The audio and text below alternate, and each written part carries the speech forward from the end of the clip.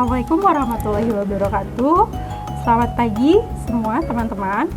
Oke, hari ini kita akan mencoba membuat salah satu produk hasil dari pengolahan limbah kulit buah dan sayur, yaitu produk ekoenzim. Nah, teman-teman pasti udah pada tahu kan? Karena produk ini sudah cukup booming ya. Di tahun 2018, pertama produk ini booming, yaitu diteliti oleh seorang asosiasi dari pertanian organik di Thailand, namanya Dr. Roh Sukon. Jadi beliau meneliti bagaimana cara memanfaatkan limbah kulit buah dan sayur yang begitu banyak ya, daripada terbuang sia-sia. Akhirnya beliau membuat sebuah formula yang bisa digunakan untuk sebagai produk yang cairan yang bisa dimanfaatkan untuk sehari-hari. Oke, langsung saja daripada penasaran, bahan-bahannya apa aja sih Kak? Oke, bahan yang digunakan cukup sederhana, hanya menggunakan gula merah, kulit buah atau sayur, dan air dengan formula 1:3:10. Di sini kita menggunakan 100 gram gula merah, 300 gram kulit buah, dan 1 liter air. Oh, cukup mudah ya. Bahan-bahan tersebut bisa kita dapatkan di rumah ya, karena ini kan semua sebetulnya berbasis limbah ya, seperti kulit buah.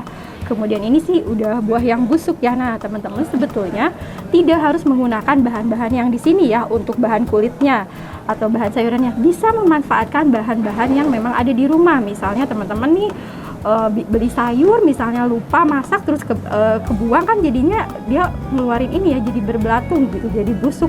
Nah, itu juga bisa teman-teman manfaatkan ya. Jadi tidak terpatok dengan menggunakan bahan yang ada di sini. Tapi untuk gula tetap ya, gulanya pakai gula merah, dan untuk air tetap. Jadi kalau perbandingan mungkin formulanya tetap sama, 1:3:10. Tapi untuk bahan dari kulit buahnya atau sayurnya itu bisa fleksibel. Nah, untuk prosesnya cukup mudah ya. Jadi pertama tadi teman-teman setelah mengumpulkan semua bahan-bahan dari mulai gula merah, kemudian ini kulit buah. Nah, yang kita pakai di sini kulit jeruk ya, karena memang kemarin saya habis makan jeruk.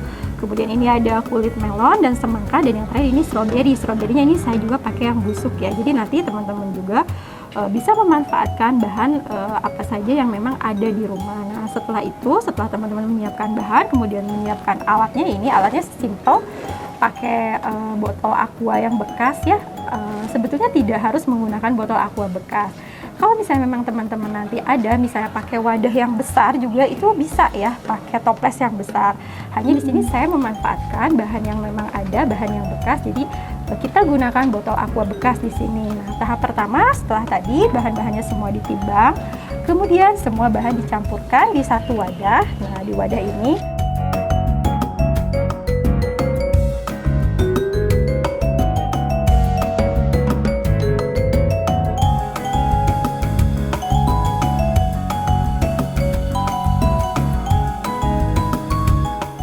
kemudian baru didiamkan selama 3 bulan.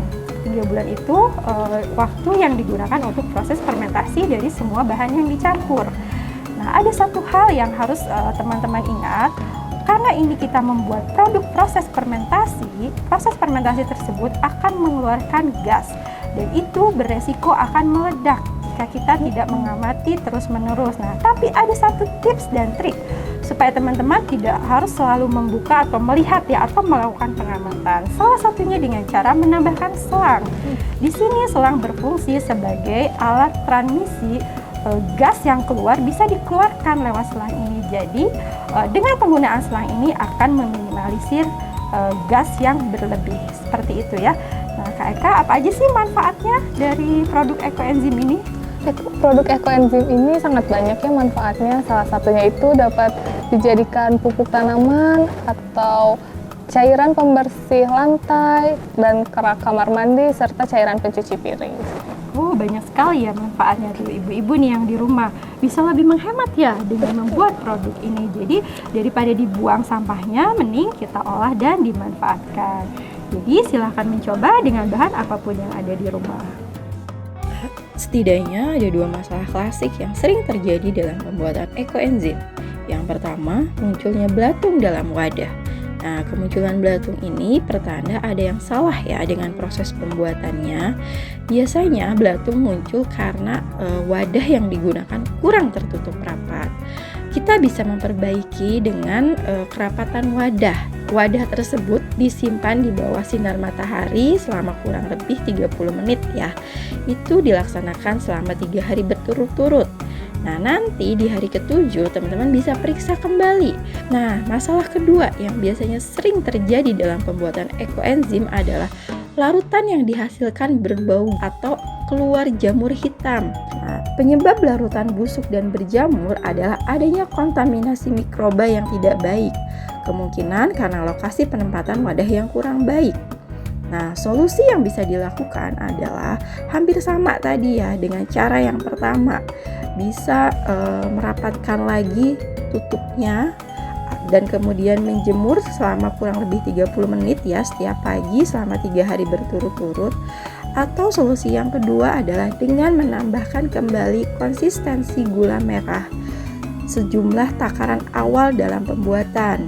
Jika selama 1 bulan masih mengeluarkan jamur hitam dan masih mengeluarkan aroma tidak sedap, sebaiknya produk ekoenzim yang teman-teman buat digunakan saja sebagai pupuk kompos ya. Jangan digunakan untuk keperluan sehari-hari seperti misalnya mencuci atau misalnya mengepel. Jadi disarankan jika mengalami kegagalan masih bisa dimanfaatkan sebagai pupuk kompos ya teman-teman.